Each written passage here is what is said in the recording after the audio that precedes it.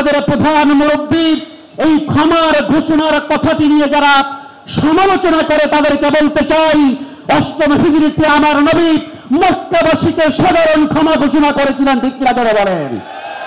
সুতরাং কথা বলবার আগে, মন্তব্য করবার আগে চিন্তা করা উচিত। কিন্তু এ কথার অর্থ এই নয় যারা ফৌজদারি অপরাধে দণ্ডতে যারা অভিযুক্ত হয়েছে তাদের শাস্তি অবশ্যই হতে হবে, ঠিক না?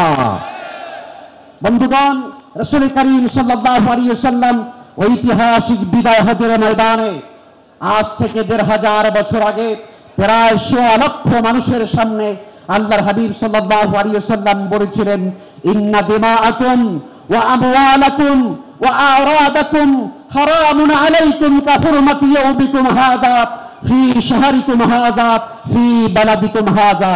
নবীজি বলেন, জেনে রাখো উপস্থিত জনমণ্ডলী, তোমাদের একের উপর অপরের সম্পদ, আত্মসম্মান, মান মর্যাদা এবং রক্তকে সারা জীবনের জন্য হারাম করে দেওয়া হলো। সুতরাং তোমরা কেউ কারো রক্তপাত করবে না। যেমনিভাবে আজকের এই মক্কার শহরটা পবিত্র, এই মাসটা পবিত্র, এই জায়গাটা পবিত্র। সম্মানিত বন্ধুগণ, রাসূল করিম সাল্লাল্লাহু আলাইহি ওয়াসাল্লাম বিশ্ব শান্তির জন্য রক্তপাত হারাম করে দিয়েছিলেন।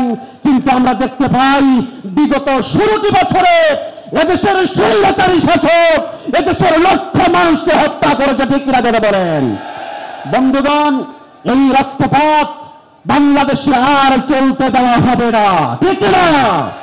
যারা আবার নতুন করে এই বাংলাদেশকে অস্থির করতে চায়, যারা নতুন করে বাংলাদেশে সন্ত্রাস এবং চাঁদাবাজি করতে চায়, এই লক্ষ জনতার সিদ্ধান্ত নিচ্ছি আমরা, তাদের কালো হাত ভেঙে দেওয়া হবে, ঠিক কিনা ধরে বলেন। আমরা বাংলাদেশকে শান্তিপূর্ণ বাংলাদেশ হিসাবে আমরা করতে চাই। নবীজি সাল্লাল্লাহু আলাইহি ওয়াসাল্লাম বলেছেন, আমার উম্মতরা তোমরা ভয় পাবে না, লা ইয়াবকা আলা জহরিল আরদি বাইতু মাদারিন ওয়ালা ওয়াবারিন ইল্লা দাখালাহু আল্লাহু কালিমাতাল ইসলাম। এই পৃথিবীতে একটি ঘর বাকি থাকবে না, একটি পশ্চিমী ঘর বাকি থাকবে না, একটি মাটির ঘর বাকি থাকবে না যেখানে আল্লাহ ইসলামের বাণী পৌঁছাবেন না। আমাদের আজকের এই বিশাল সিরাত মাহফিল থেকে সিদ্ধান্ত হয়ে যাক, বাংলাদেশের টেকনাফ থেকে তেতুলিয়া 20 কোটি মানুষের কাছে আল্লাহর হাবিবের দাওয়াত আমরা পৌঁছাইতে চাই, ঠিক না বলেন।